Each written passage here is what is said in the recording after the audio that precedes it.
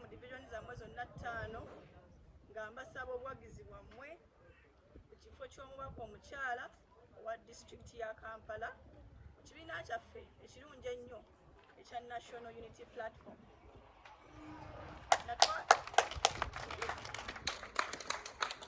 Natwalayo empapula zange mu mwezi gw'omukaaga ng'ennaku z'omwezi 19 ku kitebe ky'ekibiina kyaffe nga nsaba okukwatira ekibiina bendera ku kifo kino eky'omubaka omukyala owa disitulikiti ya Kampala, era empapula ab'akakiiko baazifuna bulungi. Wabula bwe tumaze okwekenneenya ebigenze mu maaso byenkakasa mwenna bye mulabyeko mu kugaba bendera z'ekibiina ku mitendera gya gavumenti ez'ebitundu oba ziyite local government, ku mitendera gya LC3 bakansala b'emiruka ne bakansala b'amagombolola, ffenna emivuyo gyetobese mu kugaba bendera z'ekibiina twagirabye. Nagenda okutwala empapula zange mu kakiiko nga nninamu obwesige mu kakiiko aka Election Management Committee, era nga ndowooza nti bye kagamba bye kajja okutuukiriza, era nga ndowooza nti ekibiina kyaffe ekitambulira ku mulamwa n'omubala gw'amaanyi g'abantu nti people power is our power, mwattu kijja kutuukiriza ekyo kye tuyimirirako nga bannakibiina ate bannayuganda kye batusuubiramu. Kyannaku nnyo nti mu bitundu bingi bakandideeti babasindiseeyo abataasomayo bifo. Ebitundu bye muwangaaliramu naddala mwe bannakampala mukimanyi, era mwenna mwebuuza nti ate ono gwe batuwadde ye wayaani, ate ono waawa, naddala ku miruka gyammwe kwe muwangaalira. Akakiiko aka Election Management Committee kalemeddwa okuwa bannayuganda bakandideeti okusinziira ku kwagala kwabwe. Tulinamu obweraliikirivu nti tukyalinamu embeera z'abantu abatono ennyo ab'olubatu okusalirawo bannayuganda bonna abangi. Ekibiina kyatusuubiza nti wajja kubeerawo enkola ya vetting, wajja kubeerawo enkola y'okugenda okunoonya ani asinga obuwagizi ku ground, naye nga tulabye abantu be bawadde bendera mu bifo gye baakamala omwezi gumu. Oli najja n'asaba Kampala, oli najja n'amala emyaka 4 nga campaigning kansala wa Kampala Central, mu mwezi gumu gwokka n'agenda n'atimba epande e Kawempe, era olukalala lugenda okufuluma nga yalina bendera y'ekitundu ekyo. Ne weebuuza nti akakiiko kagenza okukebera ground ng'oyo ye akagenda akampeininga y'omwezi gumu yasinga abalala ground bonna. So wabaddewo obutali bwenkanya bw'amaanyi, ate enkola bw'ebeera nga nkyamu, ebeera nkyamu oba ogiganyuddwamu oba togiganyuddwamu, oba agikola muganda wo oba mwannyoko ebeera nkyamu. Ffe bwe tumaze okwetegereza ebigenze mu maaso ku bululu buno obwa bakansala b'emiruka n'amagombolola, tukakasizza era ne tukkaanya ne bannayuganda abalala bangi abagamba nti enkola eno yabadde nkyamu era teyabaddemu bwerufu na bulambulukufu.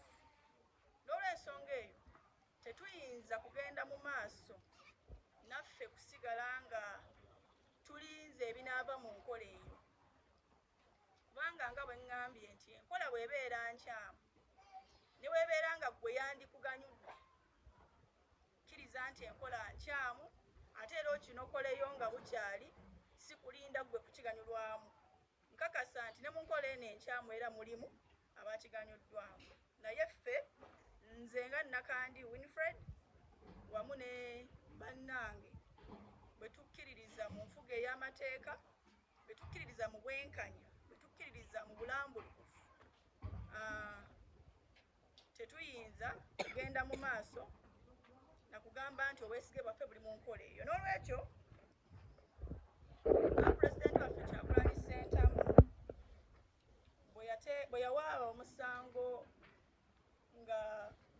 ono Museveni atubbye akalulu ka 2021 ne bwe waayita ebbanga lya mwezi n'alaba nga kkooti zino zigenda kudda mu sisitimu y'emu ey'omusango gwa Dr. Besigye n'omusango gwa Honorable Mbabazi tewaaliwo kyanjawulo era tewali kyamaanyi kye yali asuubirayo era omusango yaguggyayo mu kkooti.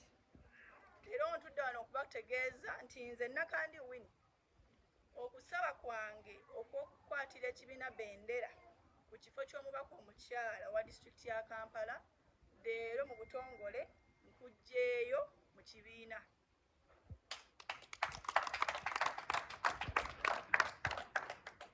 Kyenjagala obbakakasa nti nsigala ndi memba omujjuvu munnakibiina kya National Unity Platform, naye eno process n'akakiiko akagiddukanya tetukkiriziganya nayo. Obwesige bwonna bwe twali tugiinamu bwatuweddemu ku mivuyo gino gitwalabyeko. Akubabulizaako oba tolinda wambazzi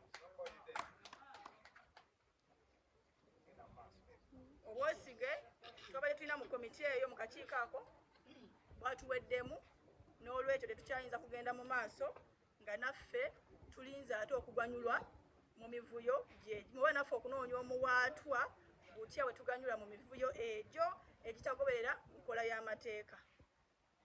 Bannange kyetuzzaako nja kuba nkibategeeza nga leero bwe tubatuuzizza ne tubategeeza nti bannange process eyo tugivuddemu. Ebyobufuzi byaffe tebikomye wano.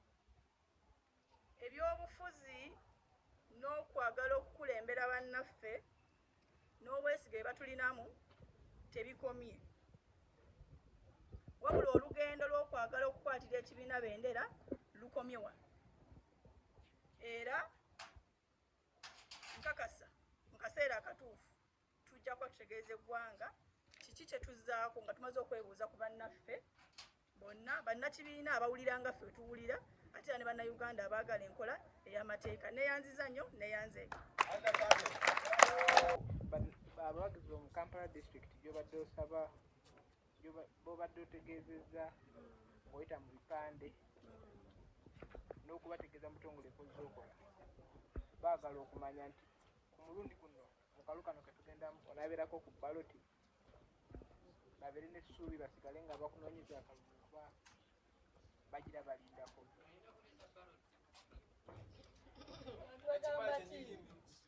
Abantu bagamba ensonga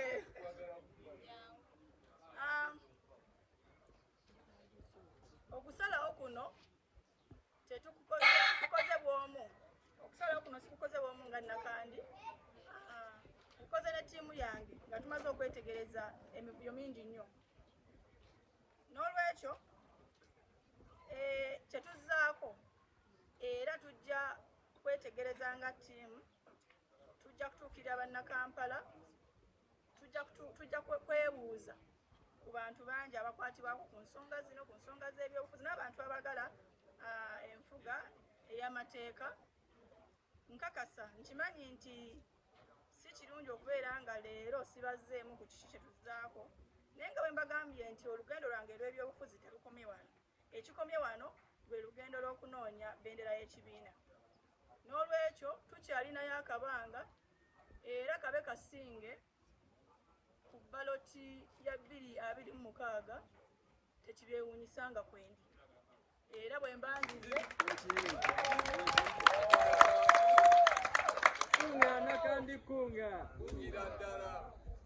era bwe naabanzize okusinziira ku kye tunaba tukkaanyizzaako ne ttiimu zaffe ez'enjawulo okwetooloola Kampala yonna, nsaba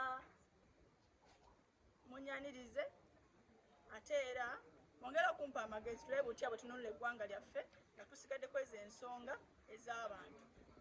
Waliwo ebyogerebwa nti abamu ku batula ku kakiiko bazze mu ngeri y'enjawulo basaba abantu abavuganya abasukka mu omu abavuganya ku kifo ekimu ensimbi.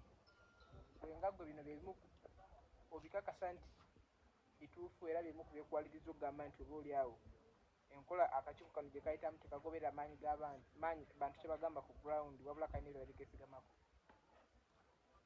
nze ng'omuntu tewali muntu yali ansabye ku nsimbi kyokka ate ensonga zino nti nno abamu kubatuula ku kakiiko oba abamu mu kibiina oba abamu ku abo abeerimbika mu kubeera n'obuyinza mu kibiina basaba abantu ensimbi si kipya era buli muntu akiwuliddeko olw'okubanga nze tekintuukangako siyinza kugamba nti tekirina bwe kyali kituuseeko nkakasa nti abo ababyogera balina ensonga era zensaba tuzitunulemu ng'ekibiina twewale okubeera nga buli nsonga erabika ng'etekkaanya na bakulu kye balowooza tugisimirako busimizi ttaka kikyamu twetaaga nnyo okutunula mu nsonga z'abantu mu bulambulukufu bwazo ensonga zino ezimu ziriko obujulizi ensonga zino ezimu baazituuzaako kubanga nze njogerezinyanya n'abantu mu divisioni zonna zonna baazituuzaamuko abakulu ne babawa n'obujulizi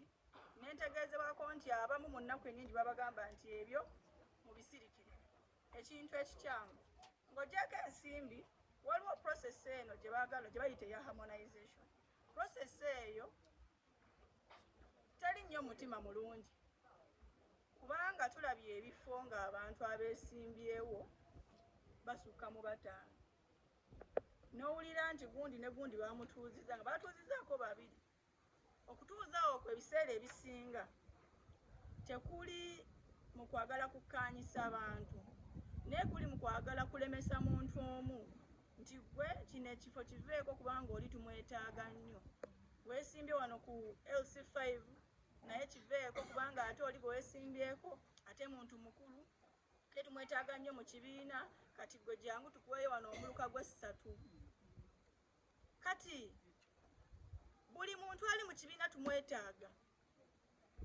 buli muntu agamba nti ndi wa National Unity Platform tumwetaaga tugenda mu kalulu ka bonna buno obululu bwonna tubwetaaga abantu abeesimbyewo n'abawagizi baabwe bonna tubeetaaga ng'ekibiina kyabulabe nnyo okugamba nti abantu beesimbyewo mu 7-8 mu abalala abeesimbyewo ne muwulira nti baatuuza gundi ne gundi ate ne biva mu ŋŋambo mugenda okulaba nga kituufu munnammwe gwe baatuuza lisiti ekomyewo nga bamuwaddeyo omuluka ku LC5 ne bamugjayo ne balekawo oli kubanga ye mukulu mu kibiina kikyamu eyo enkola si ya demokrasiya eyo enkola si eyo bannayuganda gye batwesiga ng'ekibiina okubeera nga tuleeta oba obukulembeze bwe basuubira nti tugenda kuleeta ng'ekibiina tulabye abantu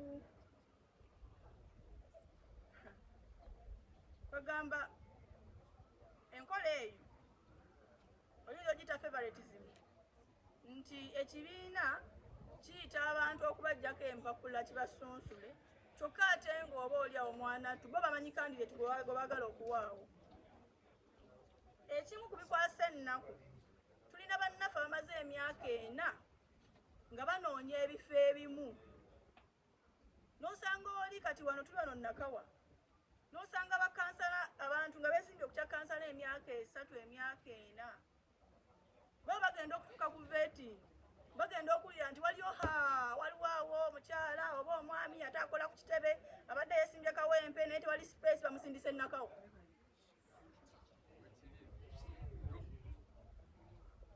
so kati bana bamaze emyaka gino nga bakampeininga era nga banoonya amaanyi g'abantu gwe ng'ojjanga okwata omuntu kubanga akola ku kitebe n'omuweereza era bajja ffenna tukimanyi nti ono ekitebe kyamuweereza yeesimbe kati lwaki mubuzaabuza abantu nti mwenna bonna muleete empapula tubasunsule tujja kujja ku gurawundi tunoonye ebiriyo ng'ate mukimanyi mulimba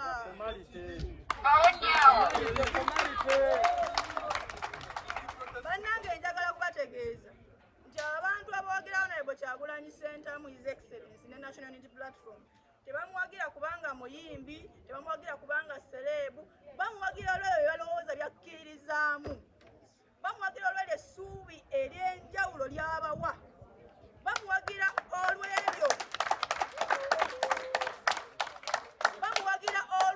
Uganda ey'enjawulo gye balowooza nti agenda kubaleetera ffe ng'abooludda oluvuganya abantu batulabamu essuubi okutereeza ebintu okuggyawo obulyake okuggyawo obuli bw'enguzi okuggyawo okweyagaliza bannayuganda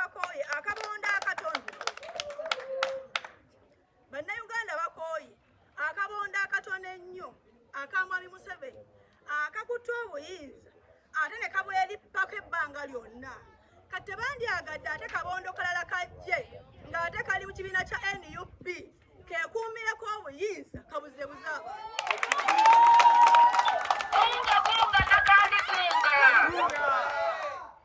n'olwekyo njagala kubakakasa mwenna abali wano wamu nammwe bannayuganda nti ensonga ezibaluma mu byobufuzi bya Uganda tuzitegeera bulungi, tuzimanyi, tuzigobera ate era tuziraba. Ensonga zonna ezatuleeta okuvuganya Mwai Museveni tetusobola kuzikkiriza kujja ate mu kibiina kyaffe. Ensonga ezatuleeta okumalawo obulyake, okumalawo abantu abatini okwagaliza bannaabwe, ensonga ezitagoberera nkola y'amateeka na demokrasiya, ffe ze zitukuumidde mu opposition ku myaka gyaffe. Tetwandibadde na nsonga kituvuganya gavumenti naye twakowa enkola ezo. N'olwekyo nze mbagambye nti sisitimu bw'ebeera mbi waliwo abagiganyulwamu, era sisitimu eno n'ebituli ebigirimu waliwo abagenda biganyulwamu olw'ebyo ebirimu nga bakimanyi. Era ffe tuba twesimbyewo wakubuuza nakandi kutebe olina yaani gundi akuwagira, gundi akulimu, gundi akumanyi. Ebyo tebyandibadde ensonga nga tunoonya bakulembeze bagenda kukiikirira bantu mu bwerufu, bagenda kuggyayo kifaananyi ky'abantu n'ekitiibwa kyabwe. Teyandibadde ensonga ani akumanyi ku kitebe, ani atakwagala, ani akwagala, teyandibadde ensonga. Twandituulidde abantu n'obusobozi bwabwe, si bwe guli? N'olwekyo nga bwe mbagambye eno sisitimu eno enkola enkyamu ffe tugivuddemu. Ekibiina tukyakirimu era tuli beetegefu okukizimba n'okukiwabula n'okukiruŋŋamya. Akabuzo kange ekibiina kagamba naddala okuva enkola eno y'okugaba kaadi omutendera gwa gavumenti ez'ebitundu abantu batandika kwemulugunya, amaloboozi gano agaanukudde oba naye alinga awagira? Pulezidenti Kyagulanyi Ssentamu siyinza kumanya oba ensonga zino aziwuliriza oba taziwuliriza, era mulanga ki nga mmwe gwe mulina erigyali? Kubanga ensonga zino zonna ffe tuzitunuliza kakiiko ka byakulonda, Election Management Committee, oba oliawo ne secretariat y'ekibiina ekulemberwa omutesitesi w'ekibiina Secretary General David Lewis Lugongoya. So ekya pulezidenti kyenkakasa nti bino ebintu abiraba. Nze kyensaba ekibiina kyaffe kirina omuze, bakiyita kubeera escapist. Tulina ekibiina kyaffe abakulembeze balina omuze gw'okwagala okutemera ettaka ku nsonga ez'enkizo. Omuntu bw'aleeta ensonga n'agilambululanga bweri, kandi kwegamba oyo bamuguze, oyo waliwo abamukozesa, oyo yayokyezza. Ebyo kwegamba tetwagala tuggyeko bantu ddembe kwogera bintu bituufu mu butuufu bwabyo, kubanga bano abantu bebawangaalira mu bannayuganda abeesiga ekibiina kya NUP mu bino ebifo ne pulezidenti agigwanya oluusi gy'atalituuka. Bano abantu bebabeerayo era be bawangaalirayo. Omuntu waleeta ensonga nga bweri mu mazima gaayo mugiwe omulamwa ate era mugitunuulire mumanye nti esobola okukosa ekibiina singa omuze ogwo gugenda mu maaso bwe gutyo.